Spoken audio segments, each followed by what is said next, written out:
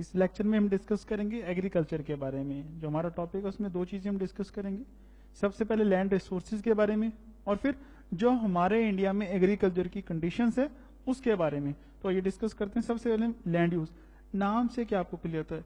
Land use यानी कि जो हमारे इंडिया की लैंड है उसका यूज क्या हो रहा है, किस पर्पज के लिए यूज हो रही है। सेटलमेंट्स बन रही हैं उस पर, एग्रीकल्चर है, फॉरेस्ट है, बैरन पड़ी है, कौन सी है, वो सारी वो डिस्कस करेंगे। अब इस टेबल में देखिए, आपको जो टेबल नजर आ रहा है, इस टेबल में आपको क्या नजर आ रहा है कि एरिया फॉरेस्ट के अंदर कितना है, नेट सोन एरिया कितना है, फॉरेस्ट में 22.6। अब ये एरिया बढ़ चुका है। अब ये डाटा जो हमारे पास जब का है तो उस टाइम इतना था, नया डाटा अवेलेबल नहीं है अभी। तो एरिया अंडर फॉरेस्ट 22.6 ले लीजिए, नेट सोन एरिया 46.1। ये क्या है? ये परसेंटेज है कि इंडिया का जो टोटल एरिया है उसका 46% एरिया जिस पे खेती की जाती है। और सबसे पहले यहां पे जो इंपॉर्टेंट है वो चीजें यही है कि आपको पता होना चाहिए इन पॉइंट्स के बारे में। सबसे पहले जो इंपॉर्टेंट है वो है आपका area under forest, net sown area, क्योंकि ये क्वेश्चन पूछे जा चुके हैं, ऐसे क्वेश्चन आते रहते हैं, आ सकते हैं, कोई बड़ी बात नहीं है कि स्टेटमेंट्स दे दें वो area under forest coverage this much या net sown area of the India is this much percent. They can say कि वो यहाँ पे गलती से उसको लिख दें 64% और आपका यस 46, ये भी यही है, आप करेक्ट करके आ जाओ, फिर गलत हो जाएगा। इन चीजों का ध्यान रखिए। आप आइडिया लगाइए कितना कि करीब करीब 50% के करीब आधा जो एरिया इंडिया का उस पर खेती की जाती है। Land under non agriculture use 7.5%। ये नॉन एग्रीकल्चर कौन से? जो सेटलमेंट्स बन जाते हैं, घर बन गए तो वहां पे एग्रीकल्चर नहीं होगी, शहर बस चुके हैं, 7% वो है। ये बैरन और वेस्ट लैंड है, जहां पे जो बंजर जमीन है वो है।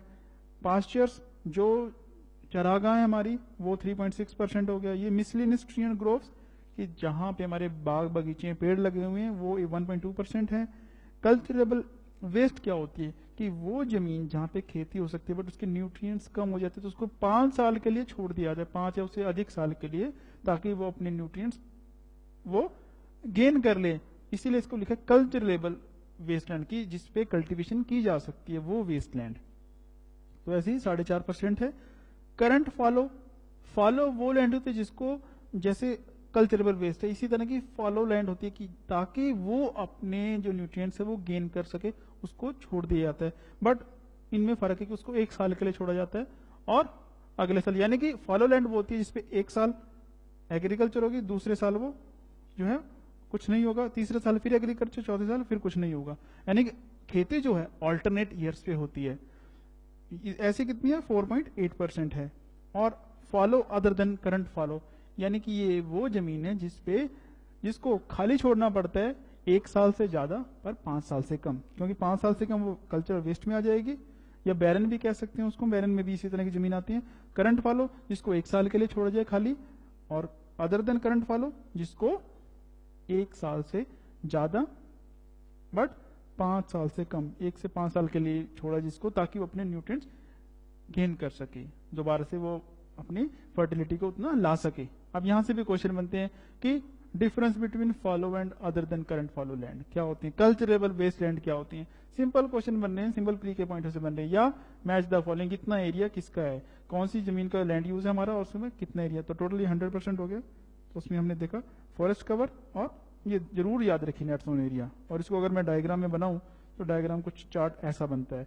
यहाँ पे आपको और ज्यादा क्लैरिटी हो रही होगी। जो मैंने आपको बताया 46% है ये हमारा एरिया जो है नेट सोन एरिया है, और ये फॉरेस्ट का हमारा जो करीब करीब 23% है जो फॉरेस्ट कवर है। उसके बाद ये आ जाता है नॉन एग्रीकल्चर यूज पे है। उसके बाद ये बैरन लैंड्स है हमारी, ये मिसलिनियस ट्री एंड ग्रोव्स है, ये कल्चरेबल वेस्ट लैंड, ये फॉलो, ये अदर देन करंट फॉलो। इसको पढ़िए ध्यान से, एनालाइज कीजिए चीजों को, क्योंकि जितने आप डायग्राम बना सकते हैं, जो चीज आप देख के याद कर सकते हो, सुन के नहीं याद होगी।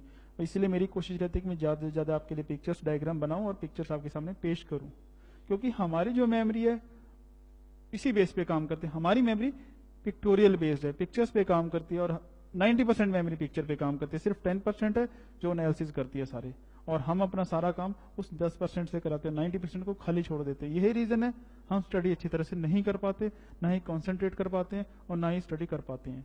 जो इस चीज को करेगा उसकी दोनों चीजें अच्छी होंगी, स्टडी भी अच्छी होंगी, सब कुछ उसका अच्छा रहेगा, और एग्जाम तो माशाल्लाह फिर क्लियर हो ही जाएंगे उसकी। तो आइए बात करते हैं उसके बाद एग्रीकल्चर की। एग्रीकल्चर की हम इसलिए बात करें क्योंकि इंडिया जो है एग्रीकल्चर डोमिनेट कंट्री है। इतना कितना भी हम डेवलप हो जाएं, आज भी इंडिया की हम आईटी सेक्टर में डेवलप कर चुके हैं। हमारा सॉफ्टवेयर जो इंडस्ट्री है बहुत अच्छी है, हार्डवेयर में भी हम टॉप पे हैं, वर्ल्ड में चलते हैं।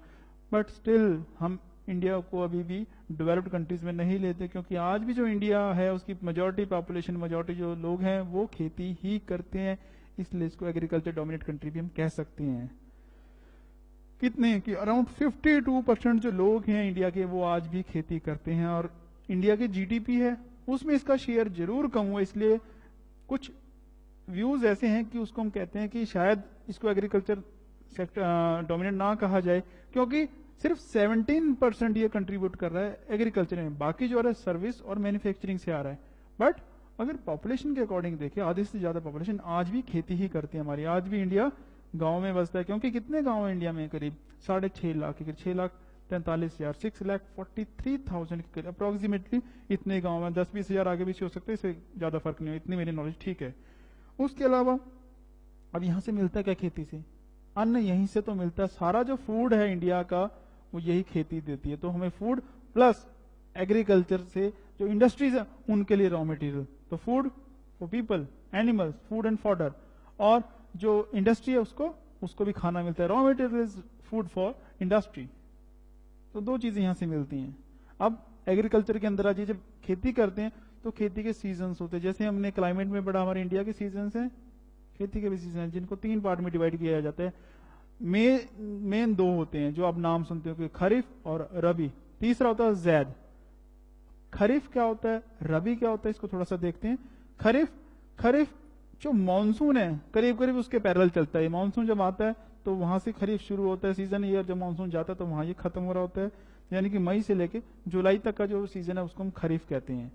और ये यहां से शुरू होता है और खत्म सितंबर अक्टूबर, यानी कि मई से ले जाइए अक्टूबर तक। और यही वो मानसून का सीजन है जब मानसून आता है और मानसून चला जाता है, तो मानसून के पैरेलल चलता है।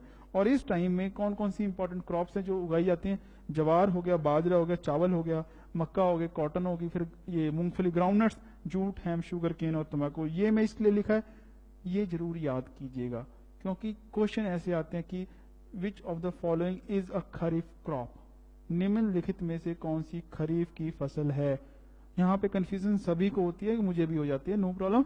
बट एक आइडिया लीजिए, इसको एनालाइज कीजिए चीजों को कि ये क्रॉप कैसी है। और वो हम आगे स्टडी करेंगे कि क्रॉप की रिक्वायरमेंट कैसी है, उसको कितना पानी चाहिए, कितना टेम्परेचर, तो उसे आइडिया लगा सकते हैं वो क्रॉप खरीफ होगी या रबी होगी।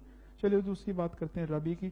रबी जनरली वो क्रॉप्स हैं जो विंटर्स में उगाई जाती हैं। जैसे आपने देखा वीट विंटर्स में उगाया जाता है, तो ये कौन से होगा?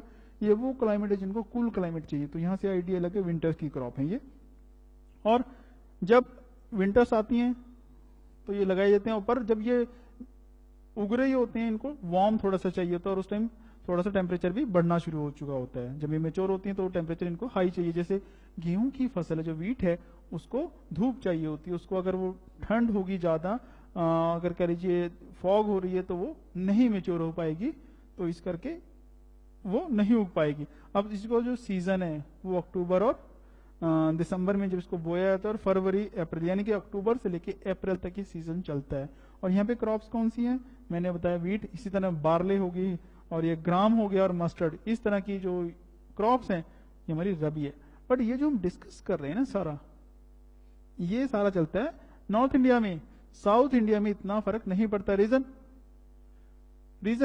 रीजन होगा क्या? आप रिलेट करना सीखिए कि क्लाइमेट हमने पढ़ा था कि साउथ इंडिया में कोई क्लियर कट विंटर सीजन नहीं होता। विंटर ही नहीं तो कहा है कि वो फसल जो यहाँ पे फसल गर्मी में उगती है वहां तो 3 बार उगेंगी शायद, और पूरे साल उगाएंगे वो। इस तरह जैद, ये थर्ड है। जैद की वो जो सब्जियां वगैरह होती हैं सारी जैद में होती है, और ये गर्मियों में उगाई जाती हैं। गर्मियों में खीरे खाते हैं, वो खरबूजे तरबूजे सारे खाते हैं, सारी जैद की फसलें। वेजिटेबल्स, फॉडर, ये सारी जो है, वाटरमेलन, कुकुम्बर, ये फसलें हैं इसकी। और इसका अप्रैल और जून जो प्रॉपर गर्मी का सीजन है उसमें जैद की फसलें उगाई जाती हैं। अब मैंने जो आपको बताया कि जो डिस्टिंक्शन है ये कहाँ पे है? नॉर्थ इंडिया में। साउथ इंडिया में शायद ऐसा नहीं है। रीजन उसका क्या है? पहली बात तो वहां पे कोल्ड सीजन, विंटर्स नहीं होती उतनी। दूसरा जो मॉइस्चर है, सॉइल में मॉइस्चर रिटेन रहता है उसकी, और उस वजह से वहां पे कई रीजन है जहां पे एक क्रॉप 3 बार भी उगाई जाती है। उसके बाद बारी आती है जो क्रॉप उगाते हैं, जो फार्मिंग करते हैं, कितने तरह की होती है। एक वो फार्मिंग है जहां पे इरिगेशन की से ही उगाई जाती है, जहां पे इरिगेशन के मीन्स अवेलेबल हैं, या इसको कहते हैं इरिगेटेड। दूसरी वो जहां पे इरिगेशन के मीन्स नहीं है, जो बारिश पे डिपेंड करता है, यानी कि रेन फेड। तो दो तरह की होगी, रेन फेड और इरिगेटेड। रेन फेड को फर्दर दो पार्ट में डिवाइड कर सकते हैं, एक वो जो ड्राई लैंड है यानी कि ड्राई फार्मिंग इसको कह लिया, दूसरी जो वेटलैंड फार्मिंग है। अब यहां से क्वेश्चन बनता है और यूपीएससी ने पूछा भी हुआ है, what is dry land farming. एक शॉर्ट नोट आया था मेंस के क्वेश्चन में। अब इसको हम कैसे समझेंगे? देखिए, अगर रट्टे मारने तो जितना मर्जी उसको पढ़े, बार बार पढ़ते जाइए, कुछ नहीं होगा। सिंपल कॉन्सेप्ट को समझिए, दैट्स ऑल, कभी नहीं भूलेगा जिंदगी में। यहाँ पे क्या, रेन फेड, रेन या तो होगी कहीं बहुत ज्यादा आएगी और कहीं कम आएगी। जहां बहुत ज्यादा वो होगी वेटलैंड के एरियाज, और दूसरे ड्राई लैंड एरियाज। अब जो ड्राई लैंड है वो कौन से हैं, इसको हम कैसे करेंगे, रेनफॉल कितनी हो रही है, जहां 75 सेंटीमीटर से कम है वो है ड्राई लैंड वाले, और वेटलैंड जहां पे एक्सेस में बारिश होती है 75 से ऊपर 100 200 और एक्सेस में बारिश होगी तो फ्लड्स भी आएंगे। तो यानी कि ये वो एरिया जहां पे फ्लड्स आते हैं। अब ड्राई लैंड फार्मिंग की बात करें, यानी कि ये वो एरियाज है जहां पे जो खेती होती है वो किस पर निर्भर करती है, वो बारिश पर निर्भर करती है। बट ड्राई लैंड कह रहे हैं तो 75 सेंटीमीटर से कम हो रही है यहाँ पे। अब ये एरियाज कौन से हो गए, इसमें पंजाब के एरियाज आ जाते हैं, हरियाणा के कुछ एरियाज आ जाते हैं, राजस्थान के एरियाज आते हैं, गुजरात के एरियाज आ जाते हैं, और कुछ जो एरिड और सेमी एरिड रीजन से हमने बात की थी, जो ईस्ट ऑफ वेस्टर्न घाट्स हैं, वहां के जो एरियाज है वो इसमें आ जाते हैं। अब यहाँ की जो क्या होगी कि पहली बात वाटर स्केर्सिटी होगी, यहाँ पे पानी तो होगा बट उतना नहीं होगा, दिस इज वन थिंग। उसके बाद सेकंड क्या आएगा, सेकंड आएगा कि जो क्रॉप होगी उसी के अकॉर्डिंग उगाई जाएगी, कि इरिगेशन भी नहीं है। पहली बात रेनफॉल है कम है, दूसरा इरिगेशन नहीं तो पानी कम होगा, इसीलिए इनको ड्राई लैंड फार्मिंग बोला जाता है, क्योंकि जो ड्राई लैंड पे की जाती है। और इसमें क्या होता है, जैसे कि हमारे कोर्स सेरल्स हैं, उसके अलावा पल्सिस हैं, दाल हो गया, ज्वार हो गया, बाजरा, ये चीजें वहीं उगाई जाती हैं। जैसे आप देख लीजिए, दाल सबसे ज्यादा कहाँ उगाई जाती है, और उसमें भी तुअर की दाल मध्य प्रदेश में, सोयाबीन मध्य प्रदेश में उगाई जाती है, और ये बाजरा ज्वार ये कहाँ पे होता है, राजस्थान के एरिया में, महाराष्ट्र के, यानी कि ड्राई लैंड फार्मिंग वहां पे की जाती है। और वेटलैंड राइस हो गया, किस पे, पानी पे निर्भर है। वेस्ट बंगाल और आपका बिहार, यहाँ पे इतनी बारिश होती है कि आपको नहीं जरूरत है किसी इरिगेशन की, किसी कैनल की, और वो पानी फिर फसल कैसी होगी, राइस, जिसको पानी चाहिए एक्सेस में, ऐसी फसलें यहाँ पे होंगी। तो ये एग्जाम्पल है हमारी ड्राई लैंड फार्मिंग। अब यहाँ से आपके क्वेश्चन बन जाएंगे। उसके बाद जो इंडिया में क्रॉप्स कौन कौन सी उगाई जाती हैं, तो आपको उसका पता होना चाहिए, क्योंकि प्री के पॉइंट ऑफ से ये आपको थोड़ा सा आइडिया होना चाहिए। इट्स थोड़ा सा डिफिकल्ट जरूर है ये चीजें, कि हर क्रॉप के बारे में आइडिया लेना, कि उसको कितना, जो क्लाइमेट है उसके लिए कैसा चाहिए, टेम्परेचर, प्रेसिपिटेशन, यानी कि रेनफॉल कितना चाहिए उसको, और स्टेट कौन कौन सी जहाँ पे वो होती है, उसके अलावा उसके बारे में कुछ जो नॉलेज है वो गेन कीजिए। अब यहाँ पे हम थोड़ा सा डिस्कस करेंगे, ये प्री के लिए इंपॉर्टेंट है, मेंस में यहाँ से आपको कुछ नहीं पता होना चाहिए, सिर्फ इतना ओवरऑल जो है एग्रीकल्चर सेक्टर के बारे में पता होना चाहिए। अब ये प्री के पॉइंट से अगर देखें कि राइस को कितना चाहिए, एवरेज 23 डिग्री जो है सेल्सियस वहां का टेम्परेचर होना चाहिए, 150 सेंटीमीटर रेनफॉल, यानी कि हाई रेनफॉल एरियाज हैं, 100 प्लस चलेंगे, 200 से नीचे कौन से, बिहार वाले एरियाज, वेस्ट बंगाल वाले एरियाज हैं। और इसलिए आप देखिए जो राइस है सबसे ज्यादा वेस्ट बंगाल में ही उगता है। और ये एरियाज हैं जो यहाँ पे आपको नजर आ रहे हैं, वेस्ट बंगाल, बिहार, उड़ीसा, आंध्र प्रदेश, मध्य प्रदेश, यूपी और हरियाणा, ये वो एरिया जहाँ पे ये उगाए जाते हैं। और कितने एरिया में, 23% जो एरिया है क्रॉप्ड एरिया, कौन सा, मतलब जो 46% हमने बोला कि इंडिया का जो एरिया उसमें से 46% पे खेती होती है, इस 46% का 23% यानी 23% ऑफ दिस, इस पे चावल उगाया जाता है। और ये जहां तक मैं जानता हूं सबसे बड़ा एरिया है। तो सबसे ज्यादा जो खेती होती है इंडिया में वो राइस की होती है, और सबसे ज्यादा प्रोडक्शन जो होती है सारे सेलर्स में वो भी राइस की होती है। अब ये क्वेश्चन ये भी बन गया कि जितनी फूड ग्रेन्स हमारे पास है उसमें फूड ग्रेन में सबसे ज्यादा प्रोडक्शन किसके, व्हीट की कि राइस की, इट इज राइस। और जो एरिया वाइज वो भी राइस है जो सबसे ज्यादा क्रॉपिंग की जाती है। उसके अलावा व्हीट पे आ जाइए, 10 से 15 डिग्री, यानी कि आपको पता है ये रबी क्रॉप है, और रबी जिसको टेम्परेचर या कूल टेम्परेचर में जो होती हैं, और बारिश 15 सेंटीमीटर 150 सेंटीमीटर तक चलेगा, ये इतनी बारिश पे हो जाएगा। उस एरिया कौन से? यूपी, पंजाब, हरियाणा, मध्य प्रदेश, राजस्थान।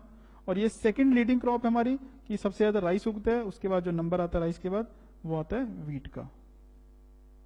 और जो इंडिया का एरिया है, क्रॉप्ड एरिया 46%, उस पे जो 10% है उसमें यही होती है, वो 23% पे थी और 10% पे ये, यानी कि 1/3 एरिया इन दोनों क्रॉप्स ने कवर कर लिया। उसके बाद ज्वार की बात करें तो ये 27 डिग्री को टेम्परेचर चाहिए, इतना बारिश चाहिए। महाराष्ट्र, कर्नाटक यानी कि वो एरिया जहाँ पे ड्राई फार्मिंग हो जाती है, एक्सेसिव मॉइस्चर और जो प्रोलॉन्ग ड्रॉट है वो इसके लिए हार्मफुल होते हैं। उसके अलावा मक्की 35 डिग्री और 75 centimetre rainfall, UP, Bihar, Madhya Pradesh, Rajasthan. और जो इंडस्ट्रियल ग्लूकोज है मेजोरिटी वो इसी से पैदा की जाती है। उसके अलावा देख सकते हैं रगी, ग्राम, शुगर केन, कॉटन, ये जो क्रॉप्स हैं इसमें आप देख पा रहे हैं इसके लिए क्या क्या कंडीशंस चाहिए। रगी के लिए 20 से 30 डिग्री का तापमान, 100 डिग्री रेनफॉल। ये कहाँ पे होती है? जो साउथ इंडिया ये रगी वहां पे होती है, तमिलनाडु, आंध्रा और कुछ उत्तर प्रदेश, उड़ीसा, महाराष्ट्र के एरियाज में। उसके बाद ये ग्राम की बात करें, चने होते हैं, माइल्ड कूल चाहिए वहां का टेम्परेचर, ज्यादा गर्मी भी ना हो, ज्यादा सर्दी। और उसके राजस्थान में होती है, यूपी के प्लेन्स में होती है, हरियाणा और मध्य प्रदेश में। उसके बाद अगर मैं गन्ने की खेती जो है, इतनी रेनफॉल चाहिए 100 से 150 सेंटीमीटर, यानी कि हाई रेनफॉल। और ट्रॉपिकल गर्म क्लाइमेट चाहिए, यूपी, आंध्र प्रदेश, कर्नाटक, हरियाणा में होती है। और जो इंडिया है लार्जेस्ट प्रोड्यूसर है गन्ने का। कॉटन, इसके लिए 30 से 35 डिग्री का तापमान होना जरूरी है और 50 से 80 सेंटीमीटर की रेनफॉल। गुजरात में सबसे ज्यादा था, गुजरात, फिर महाराष्ट्र, पंजाब, हरियाणा और मध्य प्रदेश, राजस्थान। और अगर प्रोडक्शन की बात करें, इंडिया लीडिंग प्रोड्यूसर है कॉटन का। उसके बाद अगर मैं बात करूं जूट की, जूट वो है जहां पे पानी या कह लीजिए वेटलैंड फार्मिंग, उसमें ये होता है। और इसमें आप देख पा रहे हैं वेस्ट बंगाल के एरियाज हैं वो इसमें लीड करते हैं, क्योंकि वेस्ट बंगाल में काफी रेनफॉल होती है। वर्ल्ड में 3rd नंबर पे है। ये जो डाटा, अब इसको क्या करना है, इसको आपको अपडेट करना पड़ेगा कि हमारी रैंकिंग वर्ल्ड में कहाँ पे है, वीट में कहाँ पे है, जूट में अगर हम करें 3rd है। तो आज जब आप पढ़ेंगे इसको, उस टाइम देखिए, आज आप जब पढ़ रहे हैं तो रैंकिंग क्या है, ये आपको कहाँ मिलेगा।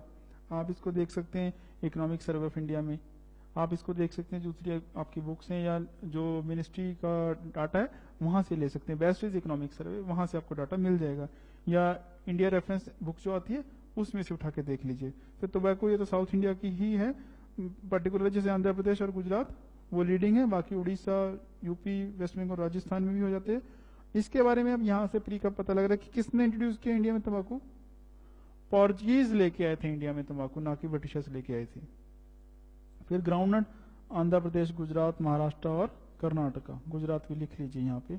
चाय 10 डिग्री सेंटीग्रेड से नीचे, यानी कि कोल्ड एरियाज में होगी है।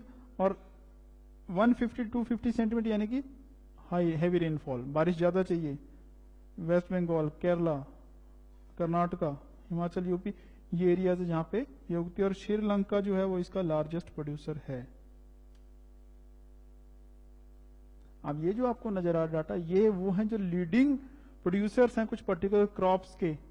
ये इसलिए मैंने लिखा है ताकि यहां से क्वेश्चन आते हैं, और मेरा है कि आपको मैं हिंट दूं, ऐसे हमने तैयारी करनी है। बट आपने ये चीज जरूर अपडेट करनी है कि आज जब मैं पढ़ा रहा हूं आपको, तो यहाँ पे क्या है, राइस की अगर मैं बात करूं प्रोडक्शन की, तो जो लीडिंग स्टेट्स हैं आपको नॉलेज उनकी होनी चाहिए। जैसे West Bengal is the leading producer of rice in India. दूसरा आज की बात में कर रहा हूं, उसके बाद पंजाब है, फिर उत्तर प्रदेश है, फिर आंध्र और तमिलनाडु। क्योंकि प्री में डायरेक्ट क्वेश्चन ऐसे आ जाते हैं कि जो इंडिया की लीडिंग प्रोड्यूसर्स हैं इन राइस, उनको ऑर्डर में लगाइए। वो आपको 4 स्टेट के नाम दे देंगे, उसमें आपको लगाना सबसे हाईएस्ट प्रोड्यूसर कौन सा, उसके बाद 2nd, 3rd, 4th। इसी तरह मैं वीट की बात करूं, अगर वीट में फर्स्ट है यूपी, या अगर ज्यादा नहीं तो एटलीस्ट फर्स्ट सबका ले लीजिए, यानी कि राइस का वेस्ट बंगाल। राइस सबसे ज्यादा कहाँ पे होती है? वेस्ट बंगाल में। वीट कहाँ पे सबसे ज्यादा? यूपी में। फिर इसी तरह ज्वार ये हो गया महाराष्ट्र में। मूंगफली ये गुजरात, ग्राउंडनट गुजरात। बाकी आपको आइडिया जरूर होना चाहिए कि अगर मैंने कहा गुजरात, तमिलनाडु भी है, आंध्रा भी, कर्नाटक, महाराष्ट्र। अब एक चीज है, ये सारी साउथ इंडिया में हो रही हैं, इनमें से एक भी स्टेट नॉर्थ इंडिया की नहीं है, तो ये अच्छा क्वेश्चन बन जाता है यहाँ से। सिर्फ चीजों को एनालाइज करना सीखिए, खुद सोचिए कि क्या क्वेश्चन डेवलप कर सकते हैं, आप खुद बनाइए क्वेश्चन। उसी तरह अगर हम बात करें कॉटन, कॉटन में जो लीडिंग प्रोड्यूसर आपको नजर आ रहा है अब वो महाराष्ट्र नजर आ रहा है, और ये वेरी कर सकता है कि कई बार गुजरात भी देखा गया कि पहले गुजरात होता था फिर महाराष्ट्र है। इसी तरह अगर शुगर केन की बात करें उत्तर प्रदेश है। उत्तर प्रदेश प्रोडक्शन में सबसे ज्यादा है, सबसे ज्यादा प्रोडक्शन होती है क्योंकि यूपी का एरिया भी काफी बड़ा है। बट अगर मैं बात करूं तमिलनाडु, जो प्रोडक्टिविटी है, यील्ड है, सबसे ज्यादा तमिलनाडु की यील्ड क्या होती है कि 1 हेक्टेयर से जो उपज हो रही है, प्रोडक्शन पर हेक्टेयर, जो 1 हेक्टेयर से प्रोडक्शन हो रही है सबसे ज्यादा वो तमिलनाडु में होती है। इसी तरह जूट हाई रेनफॉल वाली एरिया में होगी, और कहाँ पे जो कोस्टल है सबसे ज्यादा वेस्ट बंगाल, फिर बिहार और असम, यहां पे इसकी खेती की जाती है। ये जो आपको नजर आ रहा है मैप, इसको जरूर एनालाइज कीजिए कि ये कुछ इंपॉर्टेंट क्रॉप्स जो हमारी हैं, जिसमें आपने बात की सबसे ज्यादा राइस है, वीट है, फिर उसके बाद ज्वार आता है, फिर आता है बाजरा। ये मेन सबसे ज्यादा एरिया कवर करती है हमारी क्रॉप्स।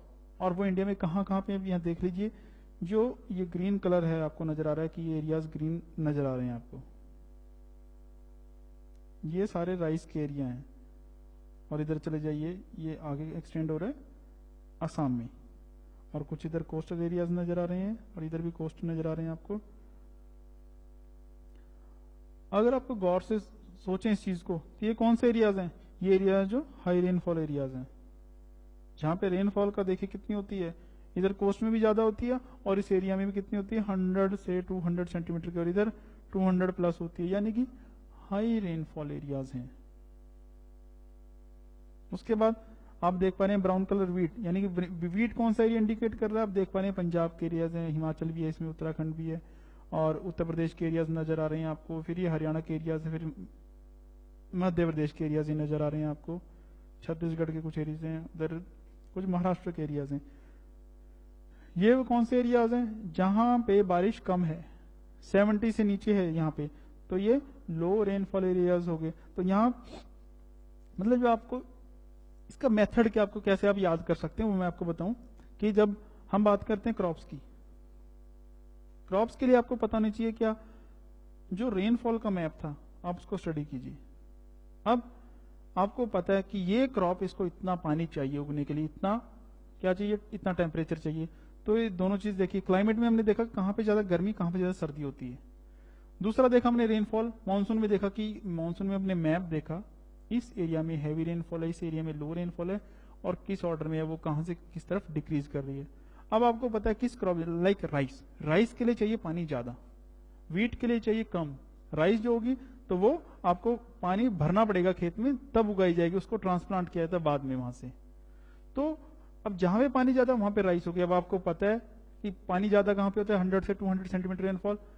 अगर आप मैप उठाइए, दोनों को एनालाइज कीजिए कि एक तरफ राइस का मैप रख लीजिए, एक तरफ आप मैप रख लीजिए रेनफॉल का, तो आपको थोड़ा सा एक सिमिलैरिटी नजर आएगी। जो रेनफॉल के एरियाज थे जहां पे ये राइस हो रहा है, ये वो एरियाज है जहां पे 100 से 200 सेंटीमीटर के बीच में रेनफॉल हो रही थी, ऑलमोस्ट यही एरियाज होंगे वो।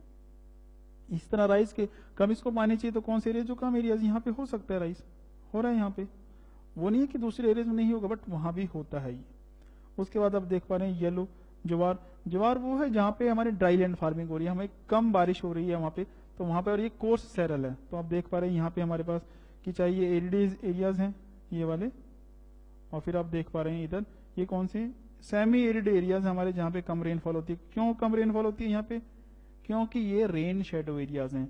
वो आपको पता है, हमने क्लाइमेट में डिस्कस किया था, हमें ओरोग्राफी का भी पता है रेनफॉल का, कि जब होती है एक तरफ ज्यादा रेनफॉल होगी, दूसरी तरफ कम रेनफॉल होगी, ये वही एरिया है सेमी एरिड एरियाज। तो यहाँ पे कौन सी फसल उगेगी, जहाँ गर्मी भी है सेमी एरिड, तो ये ज्वार शोरगम जिसको हम कह सकते हैं, बाजरा जो मिलेट है, ये कहाँ पे, जो दूसरे एरिड एरियाज हैं, बट यहाँ पे क्लाइमेट थोड़ा सा वार्म है, तो वहां पे ये हो रहा है। इस चीज को एनालाइज कीजिए, दूसरी क्रॉप्स का भी देखिए, जितना आप एनालाइज कर सकते हैं, ये डाटा आपके लिए उतना ही हेल्पफुल रहेगा। ये जैसे मैं अब दिखाऊं, अब ये जो आपको नजर आ रहा है ये सारा वीट है। अब वीट हमने देखा जो पर्टिकुलर एरिया से यहाँ पे ज्यादा है, क्योंकि मैंने आपको बताया जो वो थे कुछ पर्टिकुलर एरियाज की हम बात कर रहे हैं, ये है कि ओवरऑल वीट कहाँ पे होता है पूरे इंडिया में। तो तो ये चीजें हैं। उसके अलावा लास्ट मैं इसमें एक चीज बताना चाहूंगा, क्योंकि बाकी टॉपिक हम दूसरे वीडियो में डिस्कस करेंगे। इसमें क्रॉपिंग इंटेंसिटी क्या होती है, क्योंकि मेंस में भी क्वेश्चन आ सकता है कि व्हाट इज क्रॉपिंग इंटेंसिटी, या प्री में भी आ सकता है, क्योंकि यूपीएससी प्री में भी ऐसे क्वेश्चन दे दिए, फार्मूला डाल देगी, इसका फार्मूला सही है कि नहीं है। क्रॉपिंग इंटेंसिटी होता है कि जब किसी एरिया पे अगर मैं कहूं मेरे पास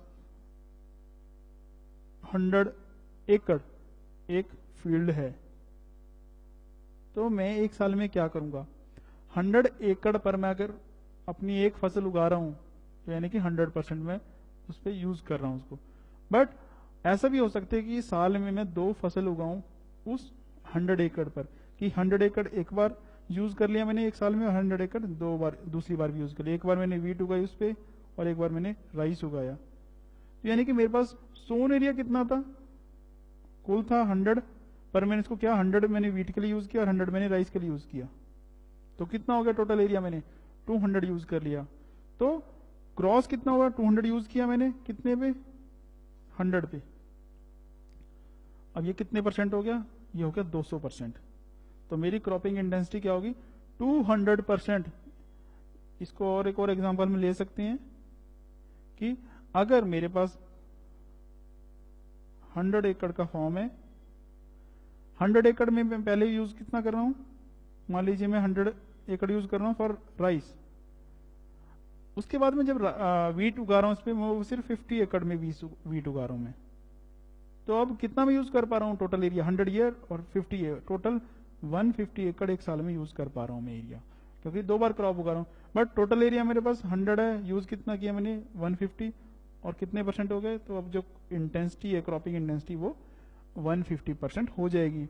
तो क्रॉपिंग इंटेंसिटी क्या होता है, वो आप जो लिखा उसको पढ़ लीजिए कि raising number of crops from the same field, कि एक पर्टिकुलर फील्ड से एक एग्रीकल्चर ईयर में जितनी आप उगा सकते हो उसको क्रॉपिंग इंटेंसिटी कहेंगे। कितना एरिया आप कवर करें, यानी कि अगर 100 एकड़ है तो उस पर 3 बार उगा सकते हो, तो कितना एरिया आपने कवर कर लिया, 300 एकड़ पे आपने फसल उगा ली, यानी कि आप उसको कितने परसेंट लेके 300% आपने वो कर लिया। इसको हम कहते हैं क्रॉपिंग इंटेंसिटी। और ये जो फॉर्मूला है इसको थोड़ा सा ध्यान रखिएगा कि cropping intensity is equal to what, gross cropped area divide by net sown area, कि नेट एरिया कितना जिसपे आप सोन करते हैं, जिसपे आप खेती करते हैं, और उसमें से कितने पे खेती की गई। कि अगर मैं कहूँ इंडिया में 46.1% जो है वह नेट सोन एरिया है, इसको आप उसमें ले लीजिए, एरिया में ले लीजिए। एरिया इंडिया का एरिया कितना है, 32,85,000 स्क्वायर किलोमीटर, ऑलमोस्ट कह लीजिए 50% उसमें से नेट सोन एरिया। यानी कि अगर मैं कहूँ 16 लाख कह लीजिए, 16 लाख जो है इंडिया का एरिया है, 16 लाख स्क्वायर किलोमीटर, और उसमें से जो खेती की गई 16 लाख पे एक बार किया आपने एक साल में, कि 2 फसलें उगाई, एक बार 16 लाख सारे पे उगाई, दूसरी बार शायद कम हुआ, अगर वो दोबारा हुआ तो सपोज कीजिए आपने 32 लाख पे कर लिया सारे पे, तो कितना हो गया, इसको 100 से मल्टीप्लाई कर दीजिए, ये 2 और कितना होगा 200%, यानी कि आपने 2 बार फसलें उगाई, क्रॉपिंग इंटेंसिटी होगी इसकी 200%। ये इसका फॉर्मूला है, इसको पढ़िए और इसको समझिए।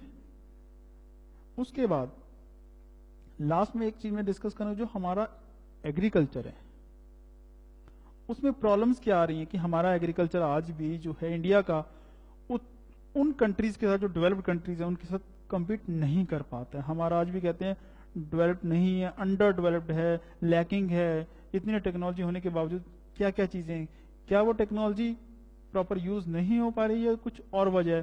तो सबसे पहले उनके बारे में बात करें। सबसे पहले क्या है कि किस चीज की जरूरत है एग्रीकल्चर की, पानी की।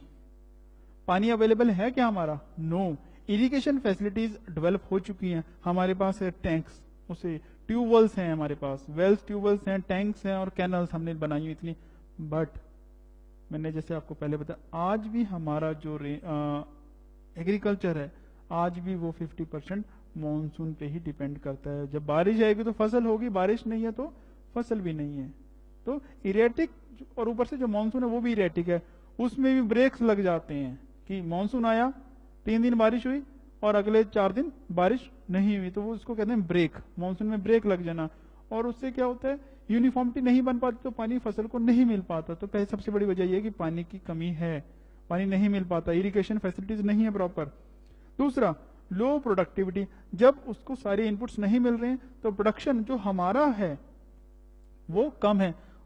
ये कैसे है प्रोडक्टिविटी, यानी कि एक एरिया से जो हम प्रोड्यूस करते हैं, अगर हम कंपेयर करें दूसरे कंट्रीज का, हो सकता है दूसरे कंट्रीज जो है वहां पे वीट की एक एरिया में प्रोडक्शन 3000 किलोग्राम और जो हम वहां से 1500 किलोग्राम ही कर पाते हैं, 2000 किलोग्राम कर पाते हैं। यानी कि हमारी जो पर यूनिट एरिया जो प्रोडक्शन है वीट की, सेरल्स की, फूड ग्रेन्स की, वो कम है। रीजन कहीं है कि चाहे फर्टिलाइजर की कमी है, यानी कि इनपुट्स की कमी है हमारे पास। थर्ड, जो फाइनेंशियल रिसोर्सेज हैं और इंडेटेडनेस, ये भी एक बहुत बड़ा रीजन है कि अगर हमें एग्रीकल्चर करना है तो आज मशीनरी चाहिए, उसके लिए पैसा चाहिए। पहली बात तो वो अवेलेबल नहीं है, और एक बैंक से अगर एक एग्रीकल्चरिस्ट लोन लेता है तो वो डरता है कि पता नहीं क्या करेंगे मेरे साथ, मेरा जमीन गिरवी रख लेंगे, वट एवर, बहुत सारी चीजें होती हैं। वो साहूकार से उधार लेता है और वो जो साहूकार का जो इंटरेस्ट है इतना होता है कि वो कभी नहीं उतार पाता। और वो रिसेंट में देखने को मिला कि कुछ साल पहले था कि विदर्भ के एरियाज में सुसाइड्स हो रहे थे, किसान जो थे वो सुसाइड कर, उसका रीजन क्या था? उनका कर्ज, इंडेटेडनेस उनकी। और उसके लिए गवर्नमेंट ने पैकेज भी दिया था, 60,000 करोड़ का पैकेज दिया था उनका लोन जो था सारा वो वेव करने के लिए। अब ये जो चीज है ये भी एक कंस्ट्रेंट है हमारे एग्रीकल्चर के बैकवर्ड ग्रो करने में, उसकी डेवलपमेंट में। ये भी एक चीज है जो उसको बैकवर्डनेस देती है। उसके अलावा lack of land reforms, government ने एफर्ट्स किए, लैंड रिफॉर्म्स अपनाए। लैंड रिफॉर्म्स क्या थे कि हमारे यहाँ जो लैंड होल्डिंग्स हैं, और वो कुछ लोग थे जिनके पास जमीन बहुत ज्यादा थी, 100 एकर्स 200 एकर्स, मतलब देवर जमींदार, और कुछ लोग थे जिनके पास जमीन बहुत छोटी या वो लैंडलेस लेबरर थे, जमीन ही नहीं थी उनके पास।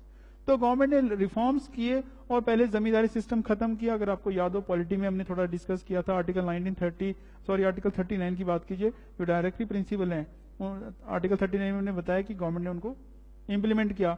और गवर्नमेंट ने शेड्यूल 9A बनाया, किस लिए? जो लैंड से रिलेटेड एक्ट थे वो पास किया और 9 शेड्यूल में डाले ताकि कोर्ट की परिव्यू से वो बाहर रहे। गवर्नमेंट ने आर्टिकल 31 अबॉलिश किया, वो क्या था? प्रॉपर्टी का राइट, उसको अबॉलिश किया। लैंड रिफॉर्म्स गवर्नमेंट ने किए, बट वो प्रॉपर इंप्लीमेंट नहीं हो पाए।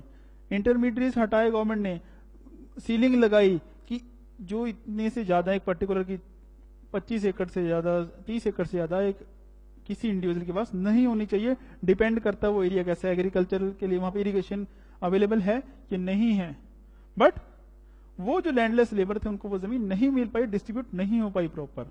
उसके अलावा जो हमारे फॉर्म है, जो फार्म है जहां पे खेती की जाती है, उनका साइज, जो होल्डिंग है वो बहुत छोटी है, और उस छोटी होल्डिंग की वजह से उतनी प्रोडक्टिविटी निकाल पाना बहुत मुश्किल है। वो बटी हुई है लैंड होल्डिंग्स हमारी जो हैं।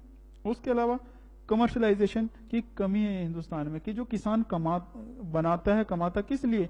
वो इतनी कमाता है कि अपने सिर्फ गुजारे भर के लिए वो कर पाता है। सबसिस्टेंस लेवल पे है हमारा एग्रीकल्चर, इतना नहीं है कि हर किसान इतना पैदा करे कि वो अपने लिए भी रखे और उससे भी कहीं ज्यादा वो मार्केट में उसको बेच सके। सिर्फ इतना कर पाता कि उससे अपना गुजारा भी वो मुश्किल से कर पाता है। तो हमारा जो लेवल है सबसिस्टेंस लेवल है, और उसको प्रॉपर मार्केटिंग जो उसकी नहीं हो पाती, इसकी क्रॉप की, उसको सही दाम नहीं मिल पाता, यानी कि कमर्शियलाइजेशन की कमी है। उसके अलावा अंडर एम्प्लॉयमेंट बहुत ज्यादा है हमारी कंट्री में। पहली बात तो एम्प्लॉयमेंट ही है, उसमें से अंडर एम्प्लॉयमेंट है, कुछ डिसगाइज्ड एम्प्लॉयमेंट है कि जितने लोग चाहिए उससे ज्यादा लोग वहां पे लगे हुए हैं। कि अगर मैं कहूँ एग्रीकल्चर 52% मैंने कहा इतनी पॉपुलेशन लगी हुई है, हो सकता है वहां पे जरूरत हो हमें 30 करोड़ लोगों की, और चाहिए लगे हुए वहां पे 55 करोड़ रुपए लोग लगे हुए हैं। तो यानी कि डबल लोग काम कर रहे हैं, जहां पे एक व्यक्ति चाहिए वहां 2 व्यक्ति काम कर रहे हैं। पर जो वहां से इनकम होगी सिर्फ वही डिस्ट्रीब्यूट होगी, एक्स्ट्रा कुछ नहीं आएगा। कि पहले अगर वो वहां से 10,000 रुपीज अर्न कर रहे थे तो पहले अगर एक बंदा करेगा तो एक को मिलेंगे, अब वो 10,000 रुपये आ रहे हैं और 2 इंसान उसके काम करें, 2 व्यक्ति काम करें तो वो डिस्ट्रीब्यूट हो जाएगा। तो यहां से प्रोडक्टिविटीज की कम हो रही है, जो अर्निंग है उनकी कम हो रही है। और उसके अलावा जो लैंड है हमारी डिग्रेड हो रही है। वो कैसे?